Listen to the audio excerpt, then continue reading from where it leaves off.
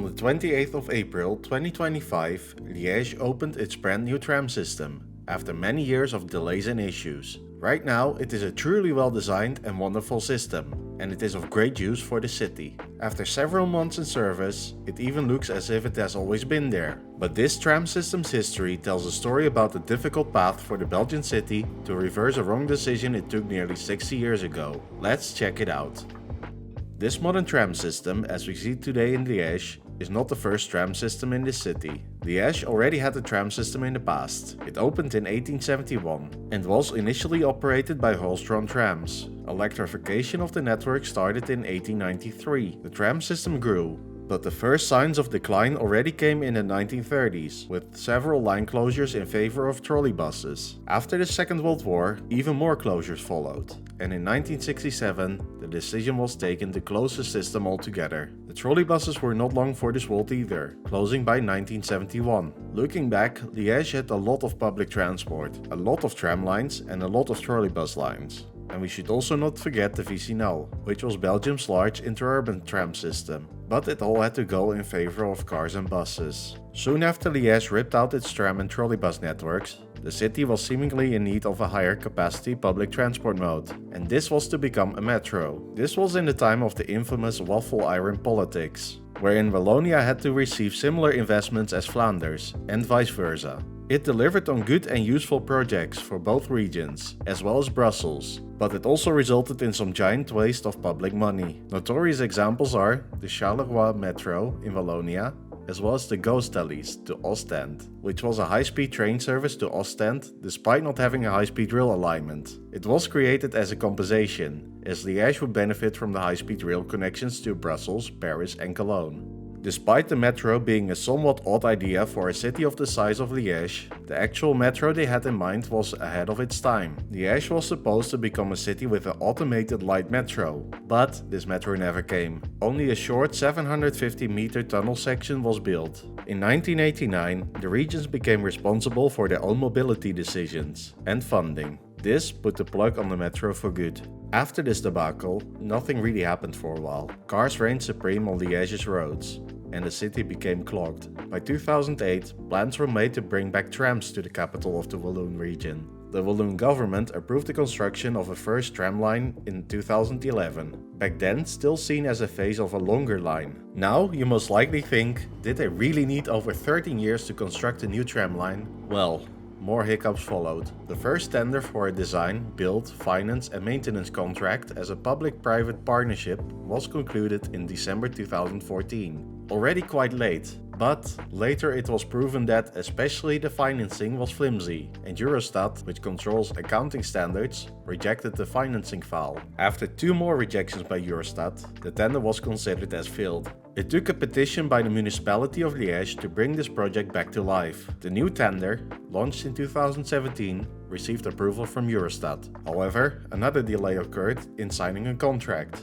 due to the transfer of public transport operator TEC to the Walloon transport operator. Finally, in September 2018, the contract was signed with Tram Ardente, a consortium of CAF for the trams, COLAS for the construction, and DAF for financing. Construction finally started in 2019. After several construction delays and setbacks, most notably the pandemic, the tram system opened on the 28th of April in 2025, more than 2.5 years later than originally planned.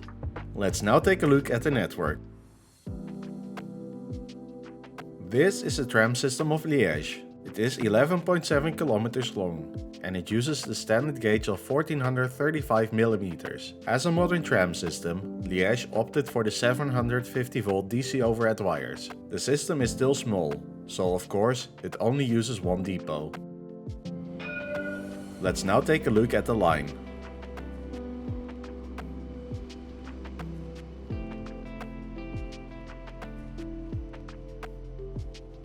Tramline T1 starts at the stop Standard, which is right next to the stadium of the football club Standard de Liège.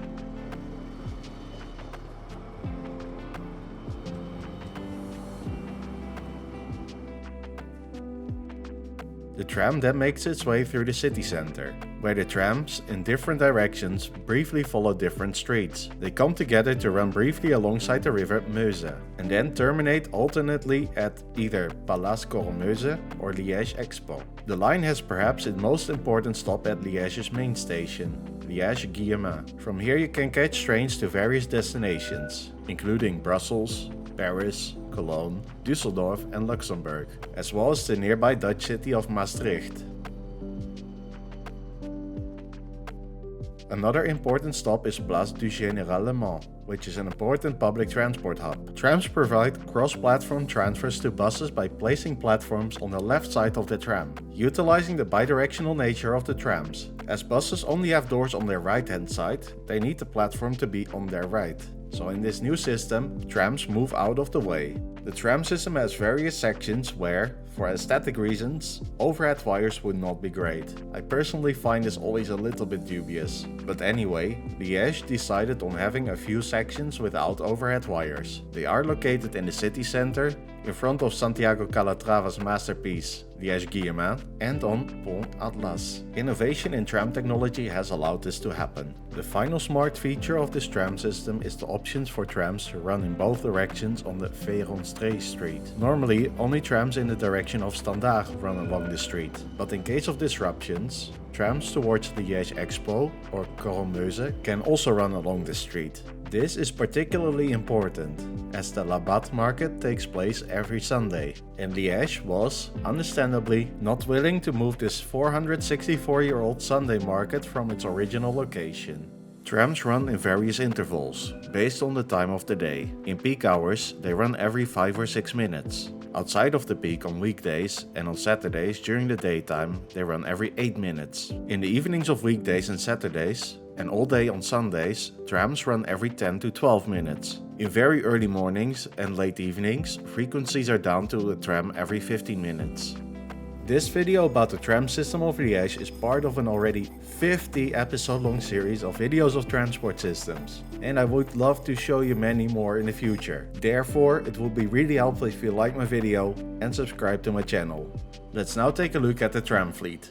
As a new tram system, Liège still has a standardized fleet. The tender for the supply of 20 new trams for this brand new tram system had 2 companies competing for the order. In the end, the winner was CAF, which successfully offered trams of their Urbos platform. The trams of the type Urbos 100 are 45.4 meters long, across 7 sections. The trams are 2.65 meters wide, which is common for new tram systems. The trams offer a high capacity, as they are capable of transporting 310 people per tram, of which 62 are seated. The trams are capable of driving some distance without overhead wires, as they use onboard batteries. Unlike other systems that use battery operations, such as Luxembourg, the Liège tram does not use fast charging devices at the tram stops. The trams do have the CAF GreenTech free drive technology, storing enough energy for the 2 or 3 short sections without overhead wires.